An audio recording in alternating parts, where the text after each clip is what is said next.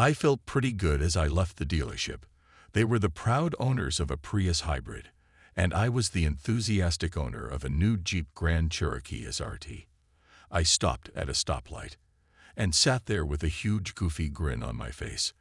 I knew what I was going to do. When the light came on, I pushed the gas pedal in. The supercharged 6.2-liter Hemi howled, and I started it up until it wouldn't budge. I downshifted it to an acceptable limit, and a smile became permanent. When I pulled into my driveway, I didn't drive it into the garage. In a minute, I was going to drive again.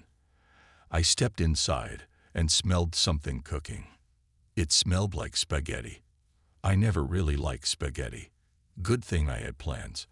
I didn't yell, "I'm home," like I usually do. I just went upstairs, changed into my golf clothes, got my clubs out of the closet, and headed for the front door. Rachel came out of the kitchen as I was heading for the front door. "Charles, where are you going? Whose car is that? Dinner's almost ready. Why are you dressed like that? And why do you have golf clubs?" "Well, honey, I'm going to play golf. This is my car. These are my golf clothes, and I need the clubs to play golf." She stared at me like I was crazy. "You didn't say anything about playing golf. How about dinner?" "I'll have dinner at the country club," I told her. "Have a nice dinner." I heard her voice just as I was closing the door. "What do you mean it's your car?" I didn't have time to answer trivial questions, so I continued on my merry way. My phone started ringing almost immediately, so I turned it off. I got to the country club, enjoyed a very nice dinner with Ralph and Pete, and played 9 holes. I hadn't played in a while, and it was noticeable. By the time we finished, I was starting to recover and felt better for the next time. We agreed to play. Saturday morning, had a couple beers, and I went home.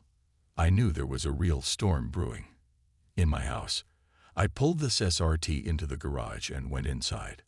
A very angry-looking Rachel was sitting in her chair watching TV. Lightning flashed from her eyes and her eyebrows rose. "What the hell is wrong with you, Charles?" Thunder rolled off her lips. "Nothing, actually," I said. "What the hell is wrong with you?" The rebellion seemed to take her by surprise. I should mention that I'm not usually this argumentative. I'm a calm guy. If I don't care about something, I stay quiet. I don't care about the color of the appliances in the kitchen. She wants stainless steel instead of black. As long as we can afford it, I don't care. It's stainless steel. I was sure she took my general lack of opinion as a lack of will. It was probably my fault to some extent. There would be no more of that. For a moment she stared at me in surprise. "What the hell is wrong with me?" she practically hissed. "You come home driving this gasoline-eating monster. Tell me you're going golfing. Skip the dinner I made. And you have the nerve to ask me what's wrong." I thought about it for a moment. "Yes," I said calmly. "Yes. What do you mean?"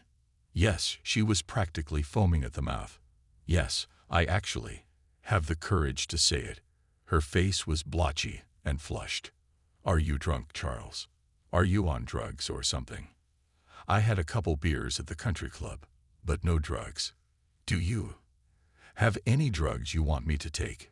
She seemed to be at a loss for words, but quickly came to her senses. "There might be. Maybe you need to take some antipsychotic medication." She stepped back and opened the door from the kitchen to the garage. The car must have impressed her. "A beautiful car," she snorted. "Are you having some kind of midlife crisis?" I thought about it for a minute. Yeah. What?" she wanted to know.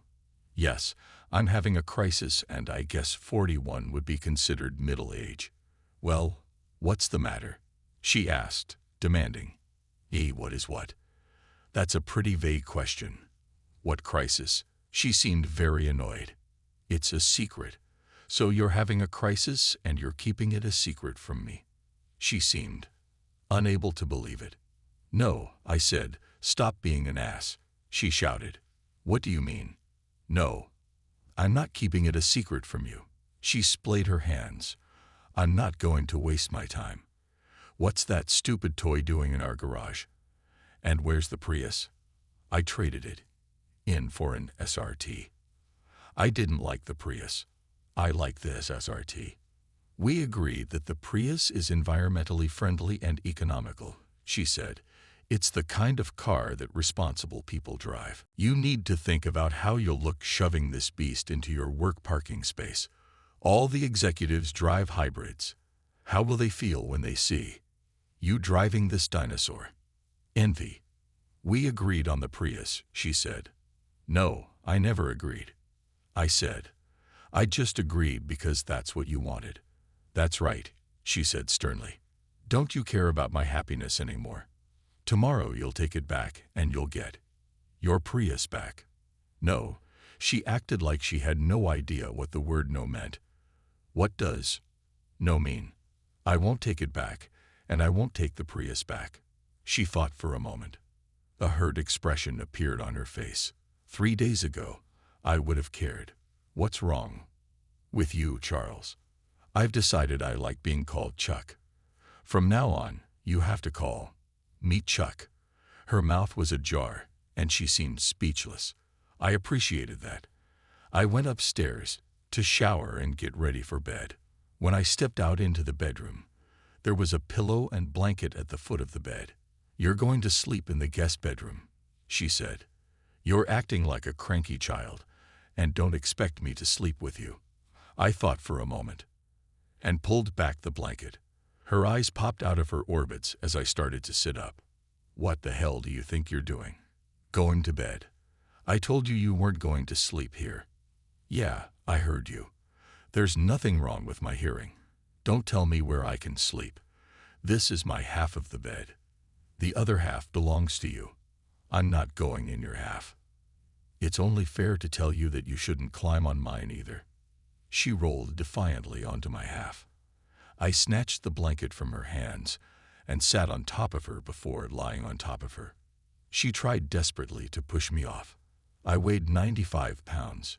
She weighed 54 kilograms. She failed miserably. Get off me, you idiot. She tried to slap me, but I caught her hand. That's my side. I told her. Your side is over there. You're not welcome on my side. I lifted up a little, and she rolled over onto her side. Then she started to cry. What's wrong with you, Charles? She sobbed. What's wrong with you? Why are you treating me like this? There is no Charles, I told her. Just Chuck. I told you I like being called Chuck. I thought you liked being called Charles, she cried. No, you were the one who liked calling me Charles, I said. I never liked it. I just went along with it for your sake. Why don't you want to make me feel good? I don't think you respect me. I think the reason you don't is because I've spent all my time trying to make you happy. I'm done. Now I'm going to make myself happy. If you're happy because I'm happy, that's great. If you're not, big thug. She made a quiet crying sound. What's wrong? Yesterday, you were the best husband in the world. The next day, you're a son of a bitch to me. It actually took 3 days. Not 1 day at all.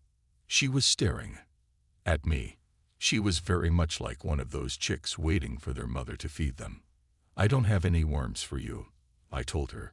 She stared at me as if an alien had invaded my body. Worms? What the hell is wrong with you? Are you sick? The answer to the first question is complicated, I said after a moment's thought. The answer to the second question is yes. She thought for a moment. Are you sick? Yes. What's wrong with you? What kind of sickness makes you trade in your beautiful car for some gasoline-eating monster? How sick are you if you can go golfing and have a beer? It's a heart problem, I told her. She looked embarrassed. Do you have clogged arteries or an irregular heartbeat? What does the way you're acting have to do with a heart condition? It's not really a disease. I had a change in my heart, like a transplant. Are you gonna tell me what's going on? I found out 3 days ago that you're a cheater. All that love in my heart died and was replaced by a heart just like yours. Now I care about me and I don't care about you. What did you call me? She demanded. Maybe you should consider getting your hearing checked. Did I stutter? No, you were very clear, she said. I don't know what bug is up your ass, but you'd better deal with it. You just accused your wife of being a cheating whore. I don't like to look at it as an accusation. It's more like a statement of fact, I explained. What the hell are you talking about? She was practically screaming. There's no need to yell. I'm right here, I said. I'm talking about your little date at the hotel with Alan and Marcy Baker. Her face went pale. What? How? I don't know what you're talking about. Do you know who the president is? What day is today? She just stared at me. Someone has a disturbing short-term memory loss, probably from a stroke. I pulled out my phone and opened the chat room. They were saved in the chat room and on my phone. I wasn't going to tell her where else they were saved. There were pictures, big as life size. Rachel, between the two of them, was walking through the door of room 177 of the Dorchester Hotel. She was kissing Marcy and Alan had his hand on her ass. Where did you get that? She asked. McLean sent it to me, I said. I'm pretty sure he sent them to Lunny too. They're pretty pissed off. McLean is our son and Lunny is our daughter, she awed. McLean? He saw. You're lying. You got them from somewhere. I showed her the picture McLean took. No, he was there dropping off a customer when he saw you come in. He just wanted to say hello. Imagine his surprise at your little date. I like that word, don't you? It wasn't. Oh God, it's, what are you going to do, Charles? Charles isn't going to do anything, I said. Chuck's already on the case. He's already organized fatal accidents for the three of you. She looked at me fearfully for a minute. I guess she thought I wasn't kidding. Really? What are you going to do? Nothing, I said. I've hired some of my friends to do everything. Alan and Marcy are going to die tomorrow. With you, I'll wait until next Wednesday. I figured that since Alan and Marcy are going to work tomorrow, their airbags will be out of commission. They'll deploy, causing the car to crash. Of course, by then the airbags will have deflated. Mario is convinced the crash will be fatal. It's well known that these Priuses don't do well in crash tests. That's why I got rid of mine. She stared at me with her mouth open for a minute. It wasn't a very attractive look. She gathered all her composure as best she could after that ominous revelation. Oddly enough, she seemed indifferent to the probable demise of her sex buddies. Just selfish, I thought. What about us? She managed to get out. Oh good, we're gone now. Of course I'm divorcing you. You're due at work tomorrow. Do you think the company will mind? 3 of their employees were on a date. God, I love that word. A date leading up to a divorce, and serving papers at work could create some awkwardness there. I doubt Colton Fisk will like the drama since he's a big man in the church and all. I wonder if Alan and Marcy will be allowed to have the funeral in the church. This caused Rachel to let out a strange, distorted squeal, sounding as intimidating as some peacocks at the zoo. I turned off my light. Good night, Rachel, I said. I wonder if I'll get both halves of the bed in the divorce.